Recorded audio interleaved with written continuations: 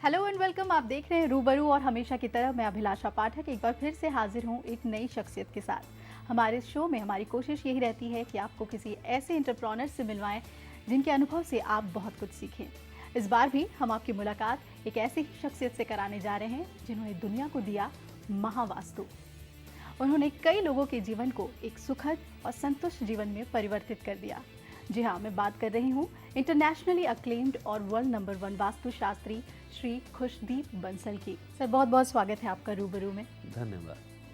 आपने जब पढ़ाई की यूवर इंजीनियर, और एक इंजीनियर कैसे वास्तुशास्त्री बना, थोड़ा सा पीछे जाकर हमें बताइए।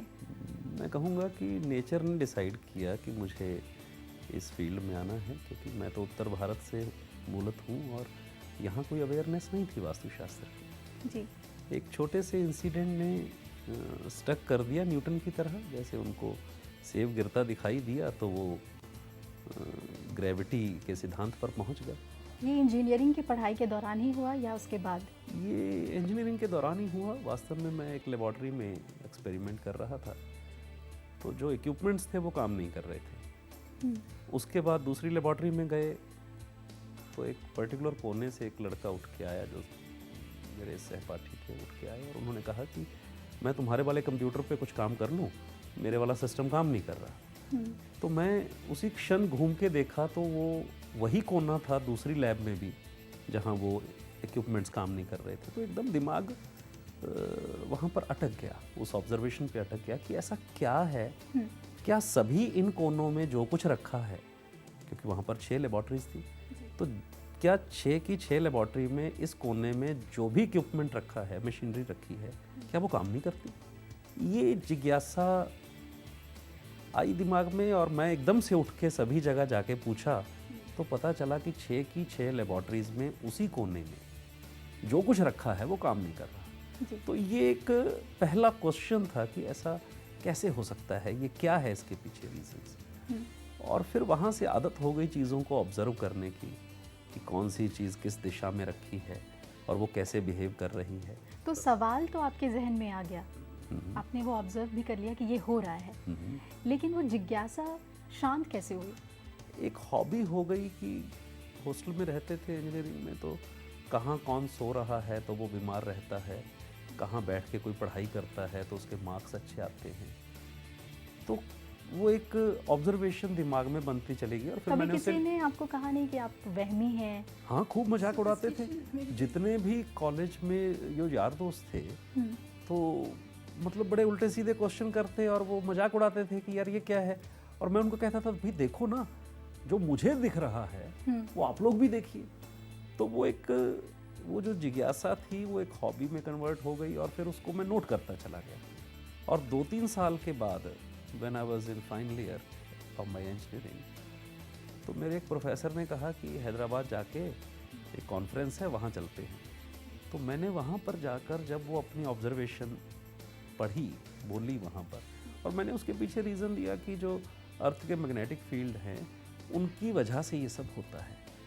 तो वहाँ मुझे 92 में पहली बार हैदराबाद में एक प्रोफेसर साहब बैठे हुए थे, उन्होंने कहा ये तो वास्तुशास्त्र है। तब मुझे पता चला कि जो दिशाओं में किसी वस्तु के रखे होने का जीवन पर प्रभाव होता है उसे वास्तुशास्त्र कहते हैं। जी। तो यहाँ से शुरुआत हो गई। तो आप ये समझ गए कि जो मेरी समस्याएं हैं या जो मैं ऑब्जर्व कर रहा हूँ उसका निदान या उसके बारे में एक्सप्लेनेशन वास्तुशास्त्र में मिलता है। ये तब तो नहीं स्पष्ट था, पर तब तो इतना था कि कुछ प्रभाव जरूर होता है। वो प्रभाव तक ही सीमित थे। और फिर उसके बाद 92 में मेरी जो जॉब लगी वो अमेरिका में लगी। उस समय पे एक चलन था, जितने भी सॉफ्टवेयर के इंजीनियर थे वो लोग विदेश चले जाते थे। तो मैंने सोचा कि यहाँ पर अगर ये कोई कला है या कोई ऐसा सब्जेक्ट है तो थोड़े दिन इसका अध्ययन करके मैं फिर वहाँ पर विदेश चला जाऊँगा। फिर 92 के बाद मेरे जो प्रोफेसर थे उन्होंने कहा कि यहाँ पर एक गुरुकुल है, अगर आप उसमें जाएंगे तो आपको जितनी भी प्राचीन विधाएं हैं उनके बारे में जानकारी मिलेगी। तो मैं वहाँ गुरुकुल में पहुँच गया और फिर बिल्कुल परंपरा से इस विषय को सीखा। इलेक्ट्रॉनिक इंजीनियर खुशदीप बंसल जी ने वास्तुशास्त्र सीखा और इसे कई लोगों को फायदा पहुंचाया। अब उनके जीवन का ध्येय यही है कि कि वास्तु घर घर पहुंचे। दुनिया की सबसे महंगी किताब महावास्तु भी इन्होंने लिख डाली है। आइए नजर डालते हैं महावास्तु के सफर पर।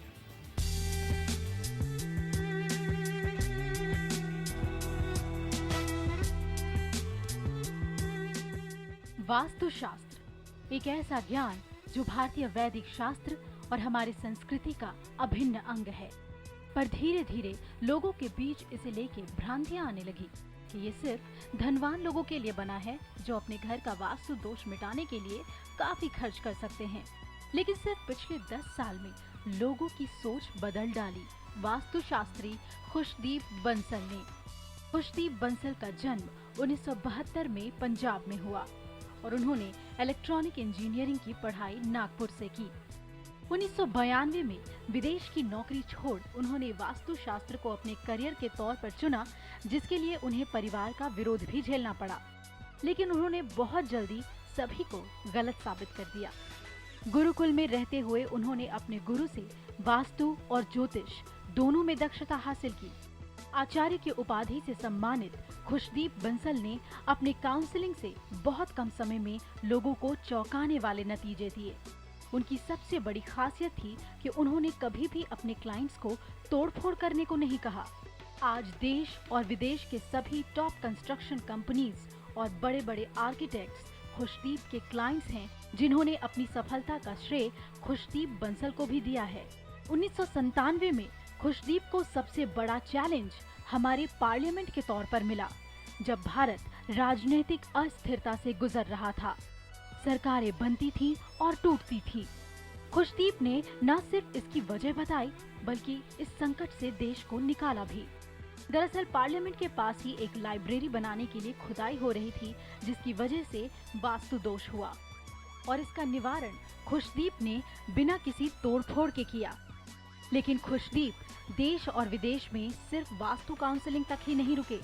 उन्होंने अपना शोध जारी रखा और 19 साल के गहन शोध के बाद 10,000 से भी ज्यादा केसेस को कंपाइल कर उन्होंने दुनिया की सबसे महंगी और वास्तु की विस्तृत किताब लिख डाली, जिसका नाम है महावास्तु। यही नहीं, वास्तु संबंधित कई विषयों पर उन्होंने 15 से ज्यादा किताबें लिखी हैं, जो काफी प्रचलित हैं। बतौर इंजीनियर उन्होंने वास्तु को सरल और लॉजिकल बनाया। यही वजह है कि आज उनके क्लाइंट्स इसे साइंटिफिक और अचूक मानते हैं। खुशदीप बंसल ने एक सपना देखा है कि वास्तु हर घर में पहुंचे और ये एक प्रोफेशन के तौर पर अपनी जगह बनाए। इसलिए उन्होंने 5-6 साल पहले ही महावास्तु इंस्टीट्यूट की नींव रखी, जो आज नोएडा में है। अभी तक यहाँ से लगभग 400 स्टूडेंट्स वास्तु शास्त्र सीख चुके हैं और दुनिया भर में वास्तु प्रैक्टिस कर रहे हैं। क्योंकि खुशदीप बंसल वास्तु में पहले DSc यानी डॉक्टर ऑफ साइंस हैं, इसलिए सभी स्टूडेंट्स को खुद ही सर्टिफाई भी करते हैं। महावास्तु ने युवाओं में एक ऊर्जा भर दी है और ये संस्थान 400 से ज्यादा लोगों को रोजगार देता है। 45 से ज्यादा देशों में महावास्तु के सेंटर हैं और जल्द ही USA, UK और दुबई में भी महावास्तु ट्रेनिंग सेंटर खोलने की तैयारी है।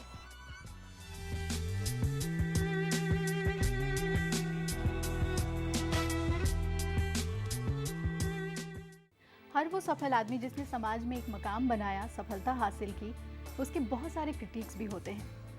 ज़्यादातर लोग क्रिटिक से परेशान होते हैं, लेकिन खुशदीप बंसल जी क्रिटिक्स को ही अपनी ताकत मानते हैं। जानेंगे एक छोटे से ब्रेक के बाद। देखते रहिए रूबरू।